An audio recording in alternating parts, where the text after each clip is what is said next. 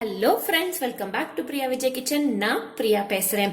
இன்னைக்கு நம்ம என்ன பார்க்க போறோம்னா கிட்ஸுக்கு ஸ்பெஷலான கிரீன் பீஸ் கோஃப்டா தாங்க பார்க்க போறோம். வாங்க அதுக்கு தேவையான பொருட்கள் என்னென்னு இப்ப நம்ம பார்க்கலாம். கிரீன் பீஸ் ஒரு 3/4 கப் எடுத்துக்கோங்க. கடலை மாவு ஒரு 1/2 கப்.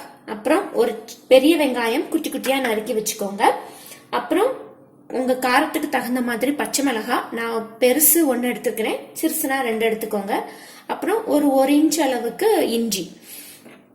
இப்ப வாங்க நம்ம ரெசிபிக்குள்ள போகலாம். ஃபர்ஸ்ட் இந்த பச்சை பட்டாணிய குக்கர்ல 2 விசில் போட்டு வேக வச்சு எடுத்துடலாம். ஃப்ரெஷ்ஷா பட்டாணி எடுத்தீங்கன்னா நீங்க வந்துட்டு டைரக்டா குக்கர்ல போட்டு வேக வச்சிடலாம். அப்படி இல்ல நீங்க ட்ரைடு பீஸ் எடுத்தீங்க அப்படின்னா நீங்க கண்டிப்பா ஓவர் நைட் ஊற வச்சு அதுக்கப்புறமேட்டு தான் நீங்க யூஸ் பண்ணணும். இதை நான் வாஷ் பண்ணிட்டேன். இப்போ ஒரு டம்ளர் தண்ணி ஊற்றிடலாம். ஊற்றி இதை நல்லா ஒரு 2 விசில் நல்லா வேக வச்சு எடுத்துடலாம். இப்போ பட்டாணி வேகிறதுக்குள்ளேயும் நம்ம இந்த பச்சை மிளகாவையும் இந்த இஞ்சியும் நல்ல பேஸ்ட் மாதிரி அரைச்சி வச்சுக்கலாம். கொஞ்சமாக தண்ணி விட்டு அரைங்க. பச்சை மிளகாவையும் இஞ்சியும் நல்ல பேஸ்ட் மாதிரி அரைச்சி வச்சுட்டாச்சு. இந்த பச்சை பட்டாணியை நல்லா வேக வச்சு எடுத்துட்டோம். இப்போ இதை நம்ம மிக்சிங் பவுலுக்கு மாத்திடலாம்.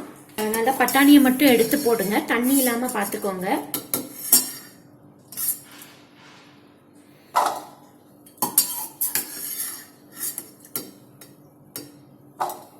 இப்போ நீங்க இதை நல்லா ஸ்மாஷ் பண்ணி விடணும். ஸ்மாஷ் பண்றதுக்கு நீங்க கொஞ்சம் ஆற விட்டதுக்கு அப்புறம் நீங்க இந்த மாதிரி கைட்டையே நல்லா ஸ்மாஷ் பண்ணி விட்டுறலாம். அப்படி இல்லை அப்படின்னா நம்ம பொட்டேட்டோ ஸ்மாஷர் மாதிரி யூஸ் பண்ணிக்கலாம். இதை ஓரளவுக்கு நான் நல்லா ஸ்மாஷ் பண்ணிட்டேன். இப்போ இந்த ஸ்மாஷ் பண்ண பட்டாணியில நம்ம நறுக்கி வச்சிருந்த வெங்காயத்தை ஆட் பண்ணிடலாம். அடுத்து நம்ம எடுத்து வச்சிருந்த கடலை மாவை ஃபர்ஸ்ட் நான் கொஞ்சம் ஆட் பண்ணிக்கிறேன். அதுக்கப்புறம் தேவைக்கேற்ப நான் கொஞ்சம் கொஞ்சமா போட்டு நான் பிசைஞ்சுக்கிறேன். இப்போ இதுக்கு தேவையான அளவுக்கு உப்பு போட்டுக்கலாம். இப்போ இதை நல்லா மிக்ஸ் பண்ணுங்க.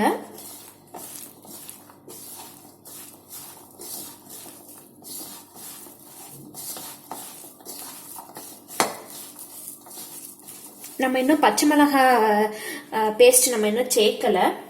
இன்னும் கொஞ்சம் கடலை மாவு போட்டுக்கோங்க. போட்டு நான் இந்த பச்சை மிளகாய் தண்ணியை ஊத்துறேன். ஃபுல்லா ஊத்திருங்க.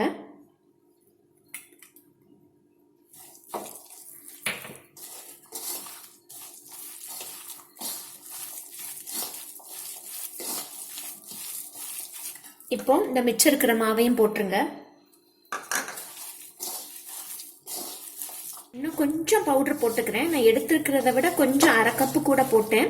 இப்போ நான் 1/2 கப்பு எடுத்திருந்தேன், அதை விட கொஞ்சம் இவ்வளோ இது நான் எக்ஸ்ட்ராவா மாவு போட்டிருக்கிறேன். எனக்கு கொஞ்சம் பிசு பிசுன்னு இருந்த மாதிரி தெரிஞ்சது.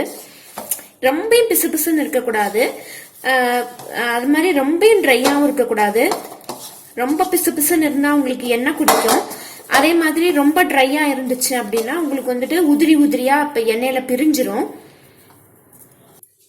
இப்ப நமக்கு இந்த கோஃப்தா பேட்டர் ரெடி. இதை நம்ம சின்ன சின்ன உருண்டையா எடுத்து வச்சுக்கலாம்.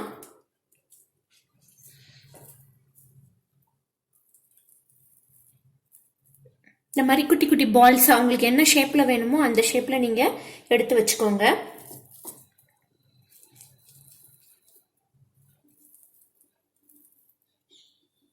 ரவுண்ட் ஷேப்ல தான் போடணும்னு இல்லை, நம்ம சிலிண்ட்ரிக்கல் ஷேப்ல கூட போட்டுக்கலாம்.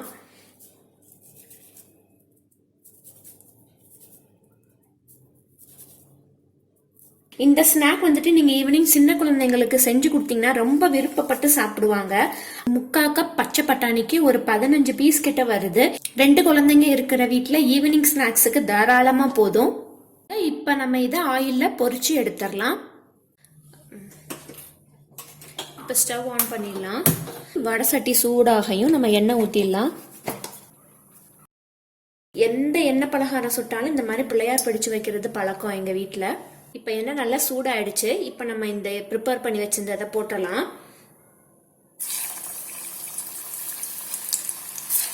மெதுவா போடுங்க.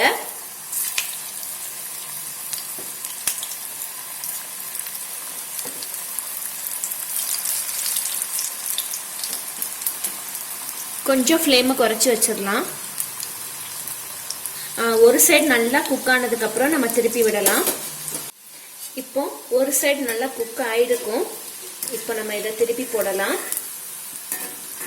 நல்லா ஸ்லோவில் வச்சே குக் பண்ணுங்க. அப்படின்னா தான் உங்களுக்கு வந்துட்டு உள்ளேயும் நல்லா குக் ஆகும். இல்லைன்னா மேலே வந்துட்டு உங்களுக்கு கலர் மாறிடும், உள்ளே வந்துட்டு வேகாத மாதிரியே இருக்கும். நல்லா கோல்டன் ப்ரௌன் ஆயிடுச்சு. இப்போ நம்ம இதை எடுத்துடலாம். டிஷ்யூ பேப்பரில் வச்சிருங்க.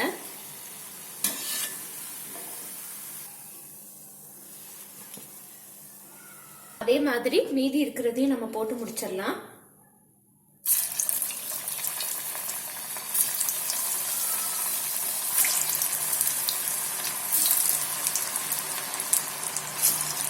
இந்த ரெசிபி வீடியோ உங்களுக்கு பிடிச்சிருந்துச்சுன்னா லைக் பண்ணுங்க, ஷேர் பண்ணுங்க. என்னோட சேனலை நீங்க இன்னும் சப்ஸ்கிரைப் பண்ணலனா மறக்காம சப்ஸ்கிரைப் பண்ணுங்க. தேங்க்யூ. தேங்க்ஸ் ஃபார் வாட்சிங்.